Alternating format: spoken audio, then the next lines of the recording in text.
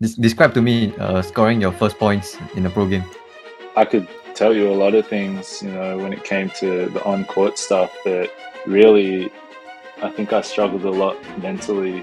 I go to bend down to pick up a tiny bag just in front of me. I was sitting down and I couldn't get back up. I was like, what the hell is going on? Preparedness prevents poor performance. The 4 Ps. He sat me down and said, you don't work hard enough. In high school, my coach, he didn't let me shoot. Played against Watanabe in his first game in Japan, actually. The best work ethic I've ever seen. So today I'm very excited because we have a special guest. We have Taiga Jack Komamizu. So he has played for various divisions in the Japanese B League, starting from all the way from 2020 up to today, and standing at 2.01 meters tall. He plays the forward to power forward position, and with his sharp shooting, he manages to stretch the floor for his team. And currently, he plays for the Kagoshima Raptors. Welcome, Taiga. Thank you very much. So maybe a brief background about you, for people that don't know who you are, where you're from, how are you, things like that. How would you introduce yourself? I guess I say my name's Tiger. I was born in Japan. I was living in Japan from when I was born to 4 years old, and then I moved to Australia and basically lived there since then. Up until I was 21 years old, I then started playing professionally in Japan, and that's where I've been since. There's a lot of stuff that happened in between, but basically that's where I started, that's where I am now, so it's kind of a full circle moment for me. So now we're talking about aspiring basketball players. I think a lot of us want to hear, how did you turn pro? It's something that's unheard of in Singapore, like people turning pro in another country. But maybe you can tell us your story. Yeah, it really started after I came back to Australia from college. My first season back, just playing in the under 22s, just at my club level. I wasn't the leading scorer of the team or anything like that. My first season back.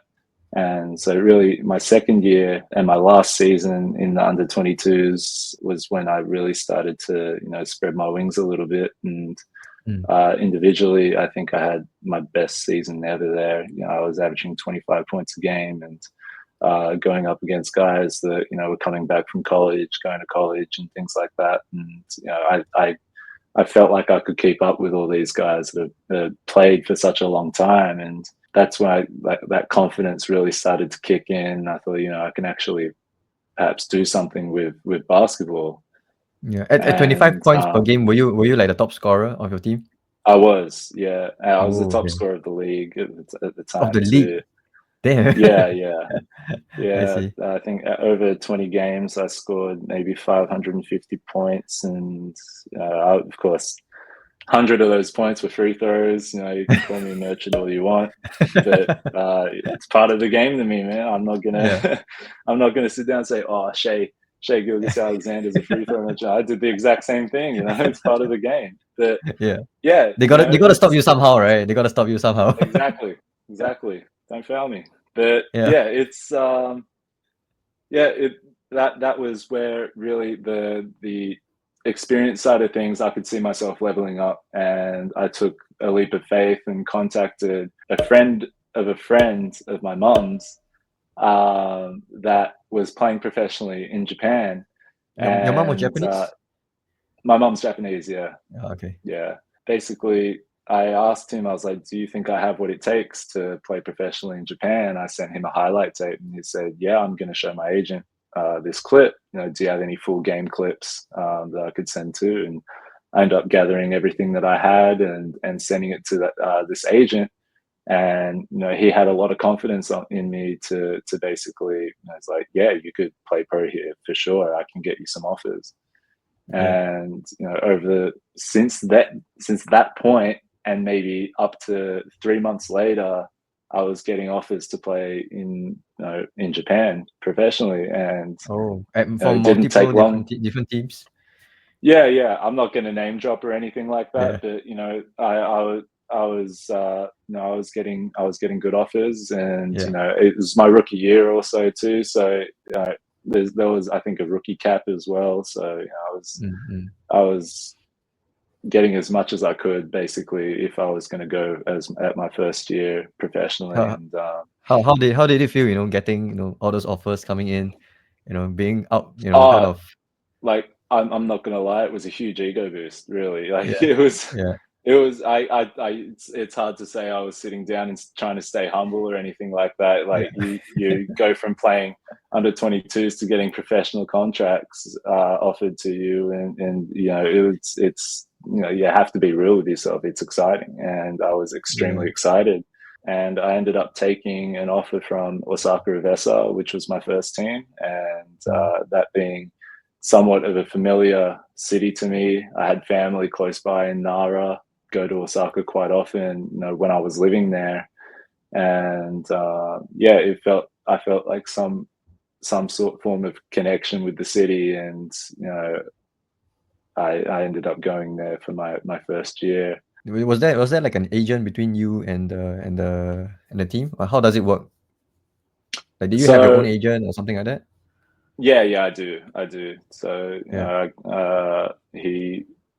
I've been with him since then too. So he's been able to get me a job every year since Mm. being in Japan. So I can't knock him at all, even though sometimes we can get into it a little bit later. But it's Yeah. probably been a struggle for him sometimes too. Okay. I mean, that's really cool that, you kind of, made your choice, all the way from Australia to move all the way to Japan. Mm. Making your decision to go to, Osaka, besides family and familiarity, were there anything else that, kind of geared you towards that decision? Yeah, of course. When it came to the basketball side of things, these guys, just before COVID cut their season short, they were about to make playoffs. They were a strong team. They had a very strong structure. And I thought that I could help the team in some way. And I was looking for an opportunity to play as much as I could. And that was part of the reason why I went there. And they had a great coach and an assistant coach who was helping me quite a lot throughout my first season. So you really had to get into, like, getting to know the team, getting to know who are the coaches. Oh, okay. Yeah, How do you go yeah. about, like, getting to know them? Like, you were so far away. Before I even left Australia, I actually DM'd a couple of them, just asking, basically introducing myself and asking, how things are in Japan, what do I need to prepare for, et cetera, et cetera. And Yeah. they were very, very willing to help me out. And it's something that you can't knock about Japanese culture, is that they're always willing to help people, no Mm. matter what it is. And but it wasn't just the Japanese players, the American players that were there at the time too. They were very helpful, and I was also starting there with two other rookies. We Yeah. helped each other quite a lot once we got there. What's the cap like in Japan for? I mean, in the B League, right? There's a cap for a number of foreigners versus, Japanese. Yeah, What's it like? so each team is allowed three foreign players, 3? Okay. and there's one slot for either Asian import or a naturalized player. Ah, I So a see. naturalized player would be an American that's played in Japan for a whole number of years, or Yeah. they've passed particular tests and gained citizenship, and so they basically turn Japanese. They get a Japanese passport, and so Right. that's the kind of the structure. Everyone else is Japanese besides basically those four players. Right. Right. So the 3+1. I see. That's Okay. it. Okay. So, maybe we move on to, after turning pro. Now you're in Japan. You're in Osaka. How did you feel playing your first ever pro game? There was mixed emotions, but it was so intense. Like Yeah. I felt a lot of nerves, but at the same time, I was super excited. You walk in, and even though it was COVID times, they had sort of like separate seating and everything like that. Oh, But we okay. So had they couldn't pack fans there, couldn't and couldn't couldn't pack the stadium. they couldn't pack the stadium, no. But even though it wasn't packed out, there was still a lot of support there, and them not knowing really what I was capable of, and kind of blindly trusting that I was there for the team and to be there for the team. It was amazing, and I felt their support instantly, and it was amazing. And I think we actually won the first game, and I Yeah. felt great. It really did. Describe to me scoring your first points in a pro game. It was a 3 point. It was a 3-pointer, I think, from the corner. Yeah. Over, I want to say it was Angus Brandt, who's a fellow Australian competitor of mine. Like I don't want to put him on the spot or anything like that. I Yeah. just remember being in the corner, him closing me out. I was, I've got to take this shot. I ended up Yeah. making Yeah. it, and yeah, of course, I'm going to remember that as being one of my first points to score. And yeah, it was an amazing feeling, and just being there was just crazy to me, and yeah, I was just trying to soak it all in, really. Yeah.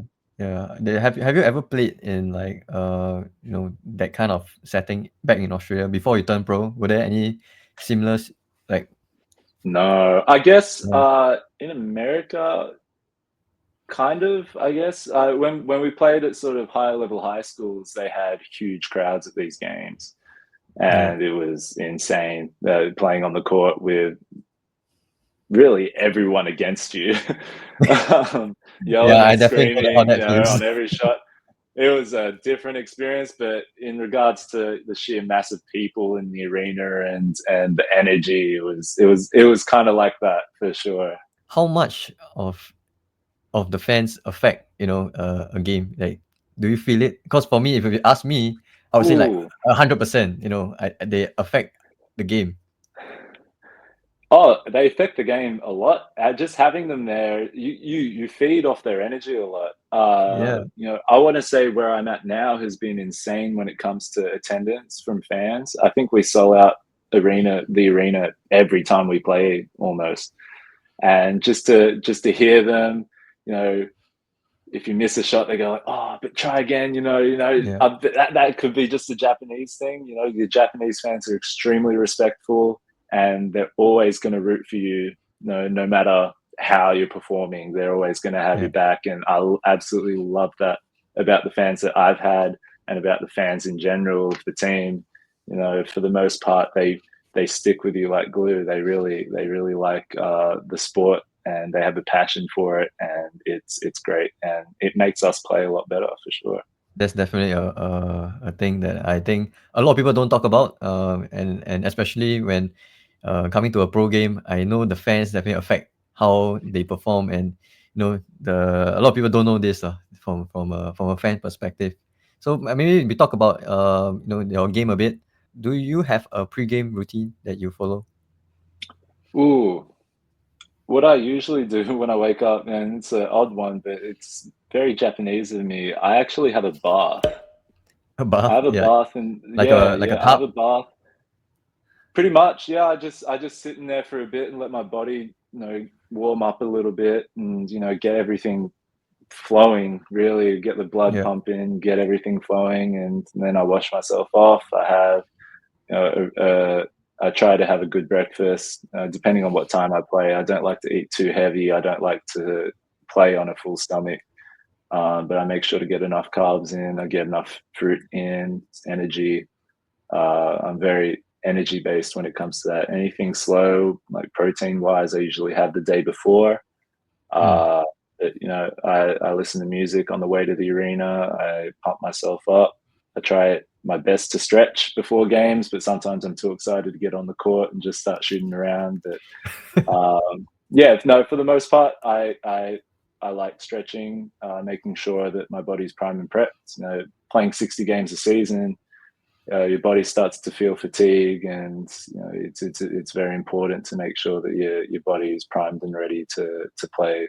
However many minutes you are on the court, and to play at the best of your abilities. So, yeah, Mm. I'd say I don't really have a particular like I have to do this Yeah. before. I don't really do that. Yeah. I just make sure that I get the essentials done, and I make sure that my mind's in the right headspace before a game. Oh, okay. You mentioned earlier about playing 60 games a season. Like, how many games is that? Like a week? Is that 2 games a week or something? Oh, we play at least two a week. So we play back to backs on weekends. So we play Saturday, Sunday every week. Oh, oh. And So minimum there's at least 2 games. yeah, yeah. Oh, And okay.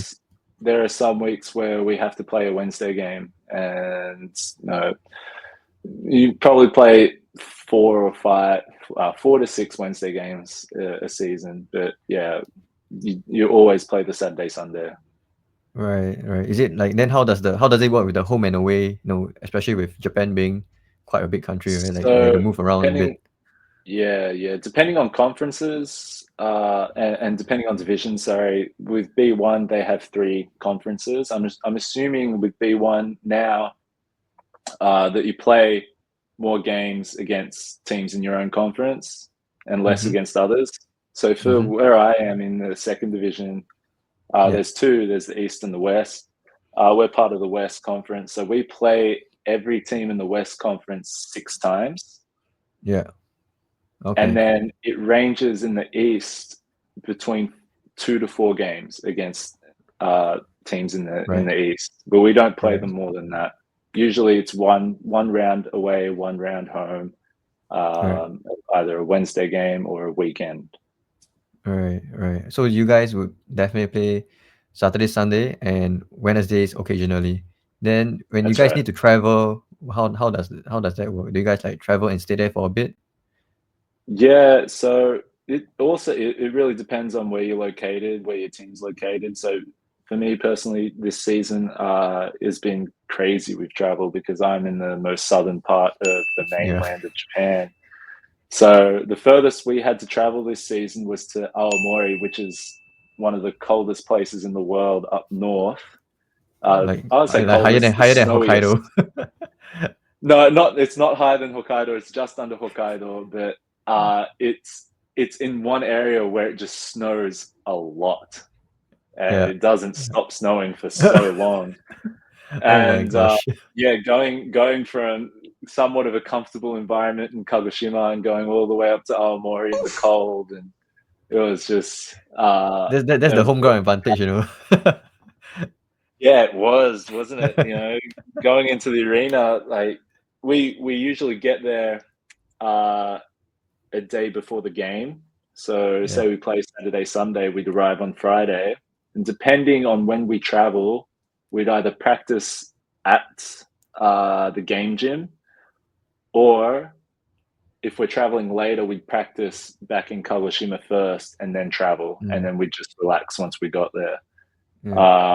So yeah, we travel on Fridays, play Saturday, Sunday, and again, depending on what time we play and when flights are available, etc., etc., we'd either leave after the game on Sunday or Yeah. we'd leave on the Monday I see. after. Yeah, I see. Oh, okay. That's, I mean, really interesting details, about being a pro in Japan. Maybe we yeah. go into some of the struggles you face, as a pro. Since you started in 2020, it has been 5 years. What do you struggle with at the start that people might not know? God, I could tell you a lot of things, when it came to the on court stuff, but really, I think I struggled a lot mentally, especially my first season.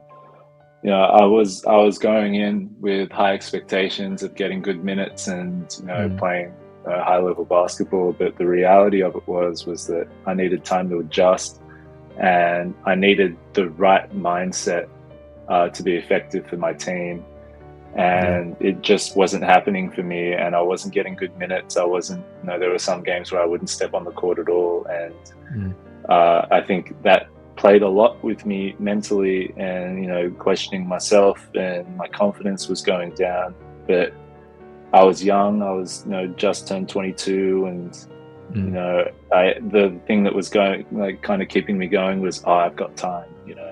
But again, thinking back, especially these last couple of years, I hate to say I wish I did, but I wish I did put more effort, especially into the mental side of things, but also into how committed I was to showing that I was capable of playing for the wow. team. Yeah. Yeah. And that's something that I've had to struggle, that I'd struggled with my first 2 seasons, and it ended up with me actually not getting an offer after my second season. Yeah. And it came down to, of course, in basketball, coaches talk, GMs talk. Everyone's connected. Everyone knows who you are, what you do. And so I didn't have a good reputation, and Yeah. my reputation wasn't great. And it took me going actually to an amazing team as a practice player to really kind of kick myself in the butt to wake up, you know. And I had a chat with, at the time, the captain of Nagasaki Velka, and he sat me down and said, you know, you don't work hard enough. At the end of the day, you don't work hard enough.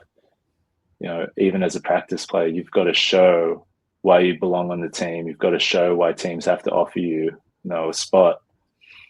And that was a huge wake-up call. And it was something that, you know, I wish I sat down and looked at myself and told myself previous to that point.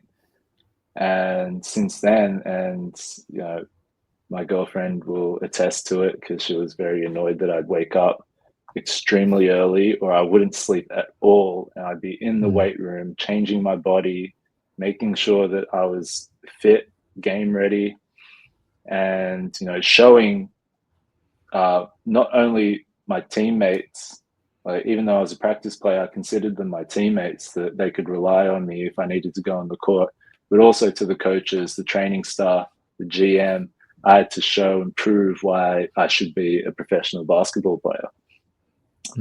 And I'm really glad that I had that time to basically correct myself and change, because 6 months later, I ended up getting an offer to play in Shizuoka and joining a very good team at the time. They were in the third division, but they were winning the third division. And, you know, because of all that work I put in those 6 months, I instilled trust in the people that at the end of the day would have to say, yeah, you guys should take Tiger. Like, he works hard. You know, that's what you need. You need people vouching for you and trusting you. And that's something that I didn't have. And of course that resulted in me not having a team. But, you know, that one conversation I had with the captain at the time, he told me, like, you need to work harder. Like, you have all the talent, you have the skills, you know, but you're not working hard enough. And that was the big kick in the butt that I needed. And that's really where my career restarted for me. In my opinion, that's where it really started again. And since then, I've how been did it trying to feel? grow. You know, that part, you know, when he told you that you're not working hard enough. Like, tell me, like, what did Of you really course, feel inside? it felt like I was getting stabbed in the chest, but I had to sit there with an open mind, because if he's viewing me that way, how many other people in the last 2 years have seen me like that? I had to wake up to myself and be like, it's true. You have to take, you know, accountability for why you're not on a team. Like, that's a big thing. The players have to take accountability for their actions. And if that's how I was being perceived, then that's probably true. That's probably how others perceived me too. So I had to show that wasn't the case. I had to prove people wrong and change their perspectives of me. Wow, I mean, I think that's a great story to have, you know, especially coming from getting so many offers from many teams, you know, having your ego boosted, and then now you're on a great team. It was the one, is it called B1? The Osaka team.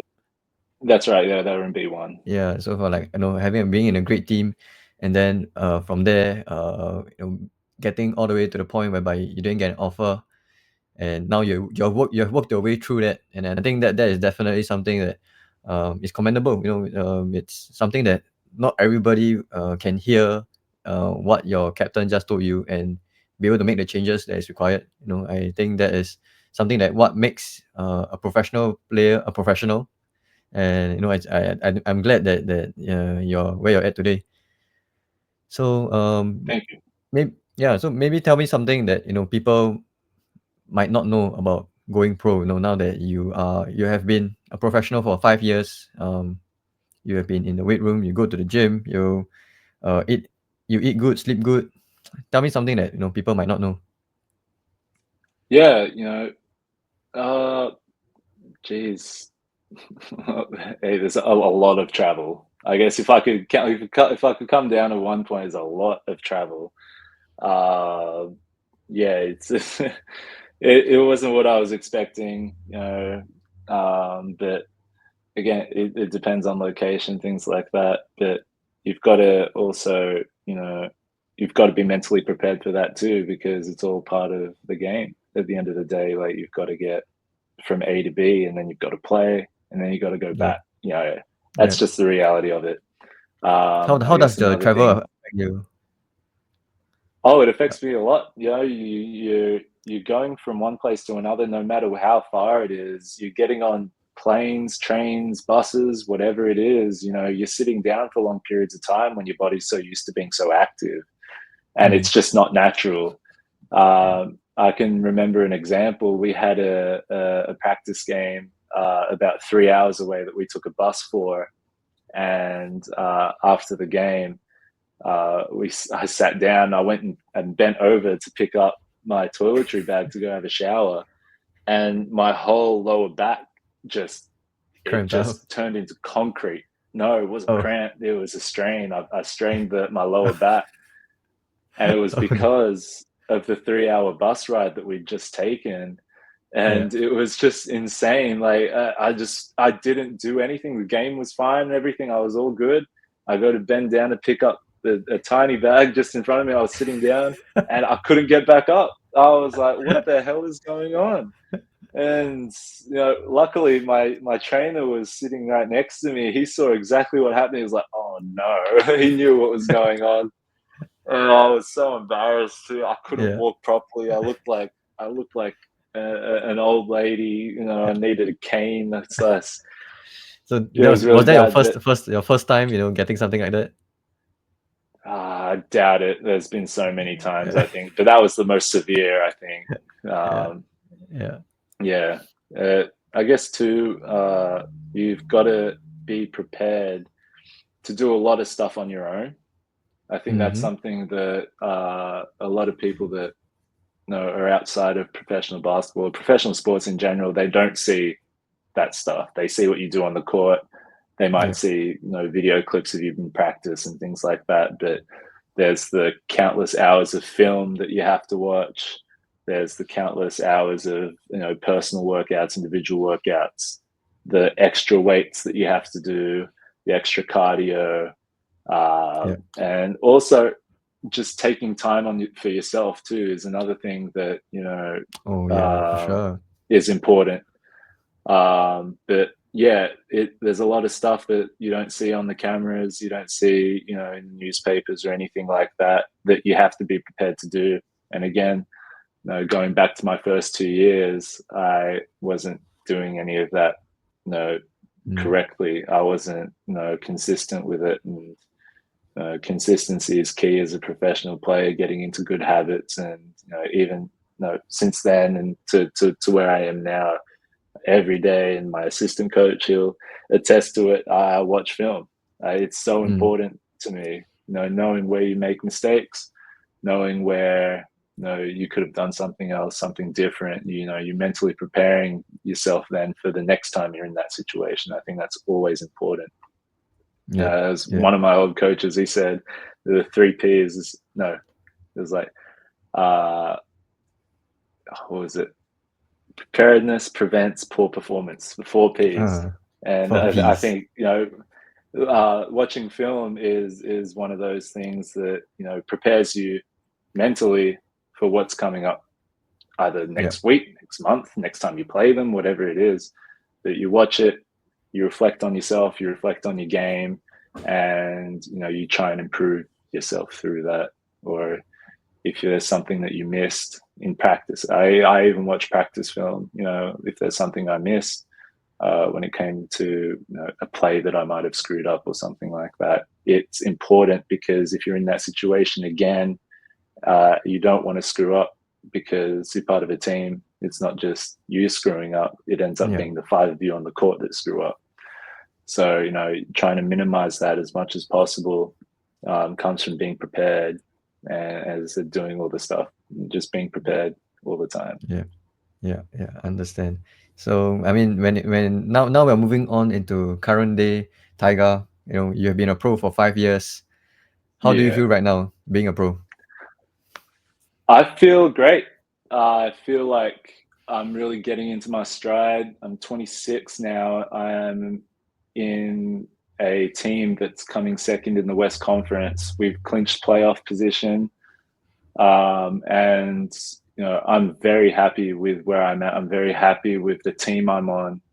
But of course, when it comes to individually, you don't want to be content. Like, there's always a goal that you're trying to reach, and in doing so, it brings success when you're trying to reach it. And you can't be selfish. Like, you've got to be part of the team all the time. So you've got to do what's best for the team and yourself. And especially today, starting to identify what that can be.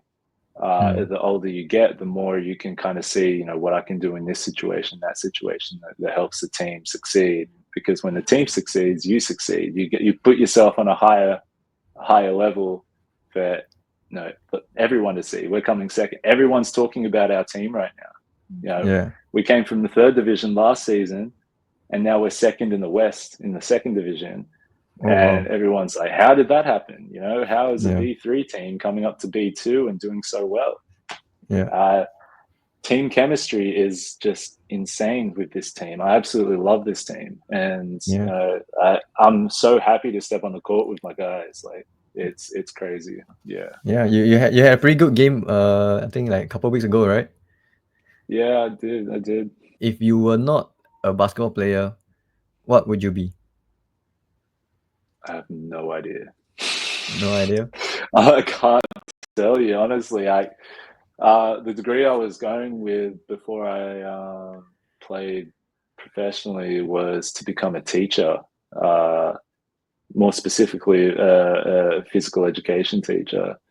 I'm always active. I'm always happy to play sports and games and things like that. And, I feel like I've always been good with kids, and especially in primary education and things like that. I think it would have been somewhat feeling like a rewarding experience to me to teach kids physical education and kind of inspire them to pursue a career in sports or things like that, because I feel like the whole world can always benefit from being active. So you mentioned that you play other sports as well, so not basketball. Were you playing something else?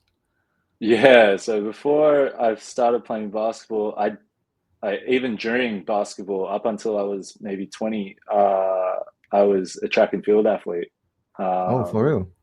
What Yeah, events? I was a sprinter, so I was doing everything from 100 meters to 400 meters.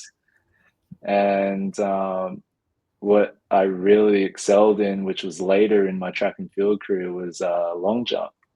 And actually ended up making the national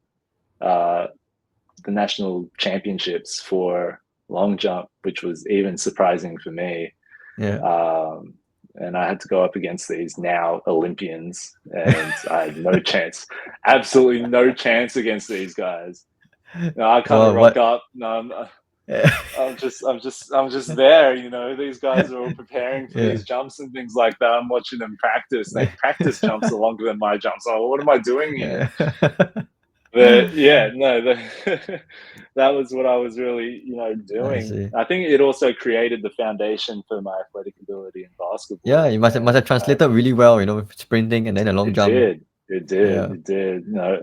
I'd like to say that I'm that athletic now, but reality is I'm not. I've gained 20 kilos since that time, and I'm playing a different position, a different role in teams now. But tell me about that. Were you always playing now you're playing the power forward position, right? The 4 that stretches the floor. But were you always playing that position? No, I was usually a wing. I started playing basketball as a 5 in high school. Just because I could run. I was just rim running every single time. and I could just no one could keep up because again I was doing sprint practice. I was really quick, and Yeah, it's crazy. I was just looking for A easy 2 meter guy transition. sprinting. Yeah. Right, just Yeah. looking for easy transition layups. That was all I was really doing, and no, it wasn't until after college where I was like, actually, I kind of want to spread the floor a little bit more. I'll practice my shooting and Yeah. you know start learning how to play from the wing. Yeah. And so I naturally felt more comfortable playing the 3 position.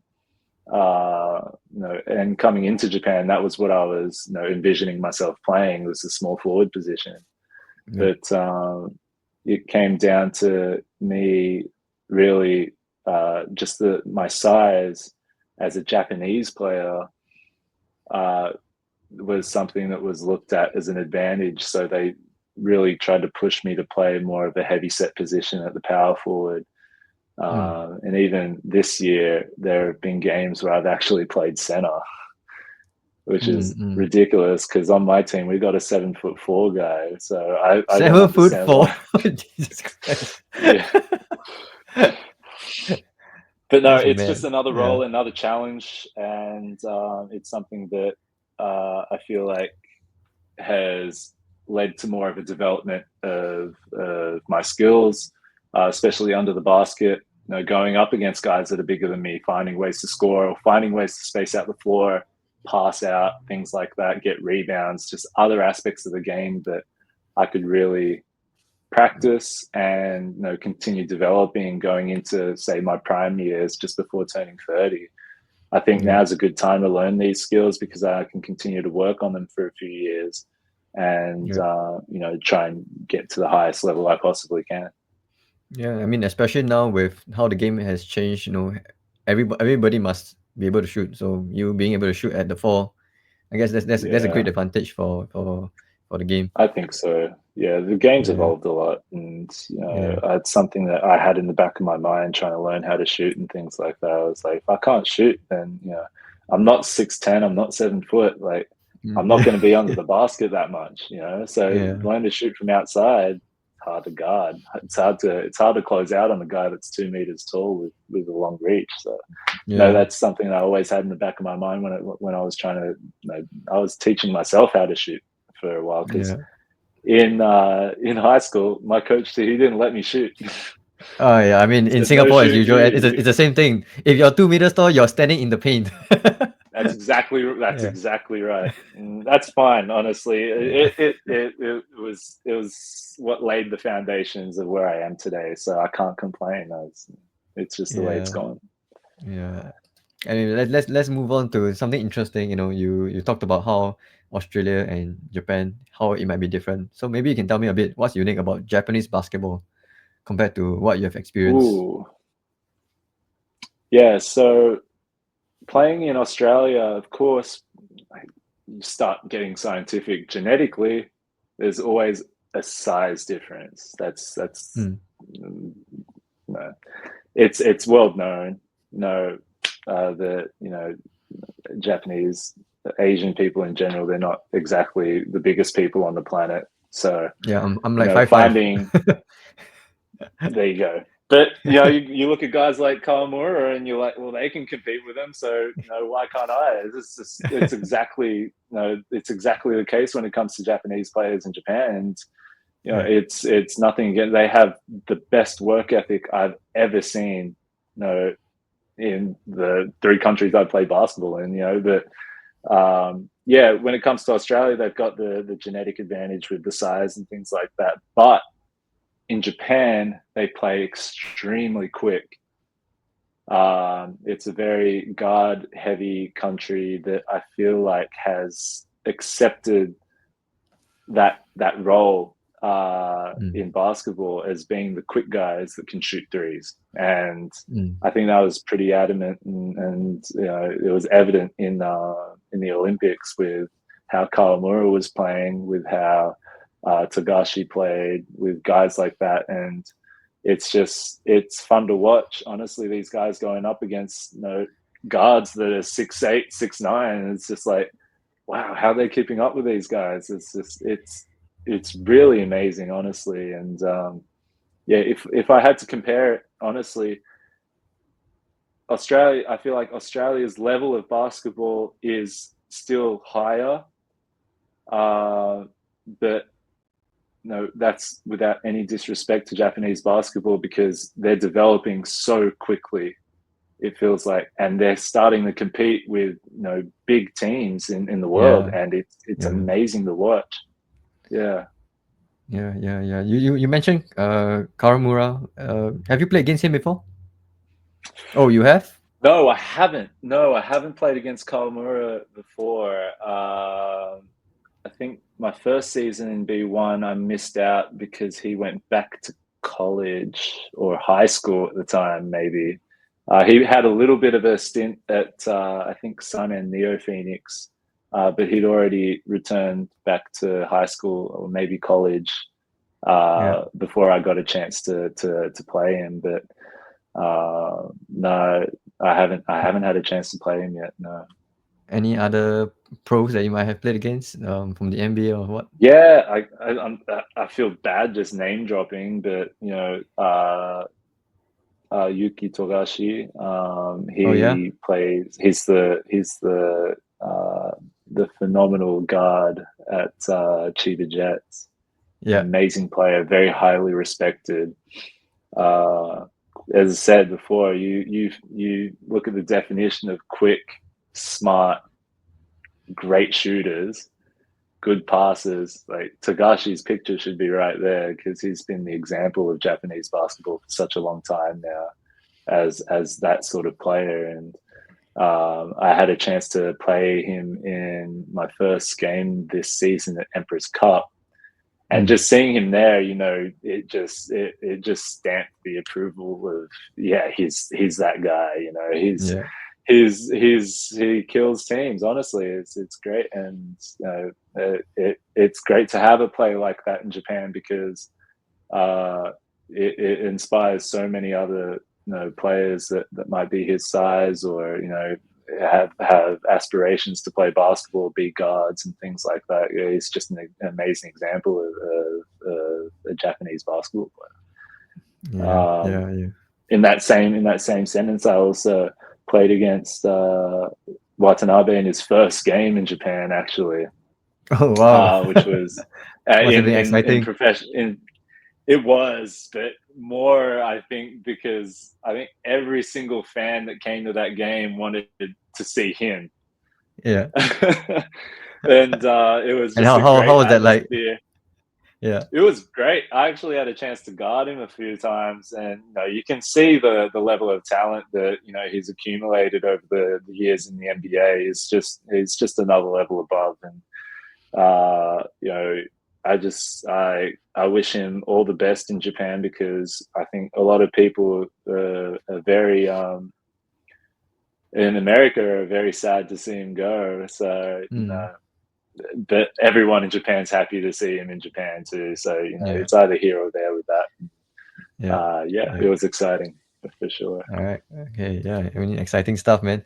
So maybe a word of advice, to as we wrap things up, we want to talk to the people watching, give them some words of advice if they are aspiring basketball players, people from Singapore, people from Japan, or actually people from all over the world. What would you tell them? Yeah, I think the best thing that you can do is to have faith in yourself. I think a lot of it has to do with how much you're going to push yourself to be where you want to be, no matter what it is. It doesn't have to be basketball. It's just whatever your goals are. Just having faith in yourself is just so important, because once you lose that, then I feel like you lose your identity and you're just lost. You're kind of just floating around, and just being constantly motivated and trusting yourself, trusting the work that you put in, and just going at it every single day, I think is so important. And never losing that faith in yourself is so key, for sure. My personal experiences, but no one's ever going to have the same experiences as you. So as a generalization for everyone that's trying to make it in basketball, put the work in, put the hours in, and trust your work. Yeah, Yeah, I agree. The work will give you confidence on the court. Yeah. Okay, so we move on to our rapid fire questions. Favorite NBA player? Russell Westbrook. Easy. Hey, Russell Westbrook. Hey, Mm. favorite pair of hoop shoes? Ooh, at the moment is the Adidas Don issue You 7s sevens? Is it sevens now? I got the or issue 6. 6s. I love the issue 6. It might be the 6, sorry. Yeah, I mean the sixes are the ones with the pink one. Wait, let me just bring it up on camera. Yeah, go ahead.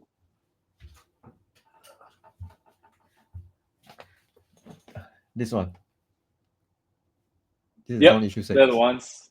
I have Yeah, a few okay, Don pairs. issue I have 6. the purple Yeah. and black pairs. I have the watermelon pairs, and Oh yeah.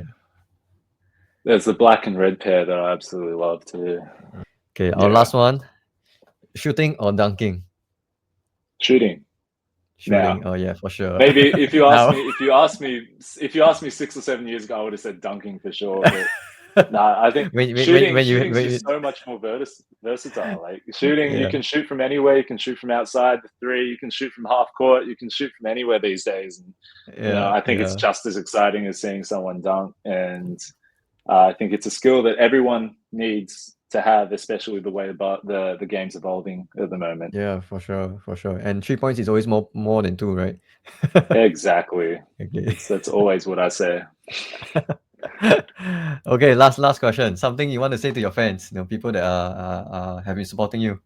Yeah, to any fans watching this, I'm so appreciative of all the support you've given me up to this point, and I hope it continues, and I hope that we can take this journey somewhat together and see where basketball leads up for me, and especially with fans of, say, the team I'm on right now, Coalition with Revnites, with everything going on with us making playoffs and everything like that. You've been so important to the success of this team, and I can't thank you guys enough for everything that you've done for us and the support you've given us. And I hope to see you guys again for the upcoming weeks and the playoffs for sure. All right, lovely. Thanks, Tiger. Okay, so that's the end of our interview, and thanks so much for being on with Own Your Court. This is the first time that we have gotten a professional Japanese player, with more to come. So thanks, Tiger. Thanks for your time, and subscribe.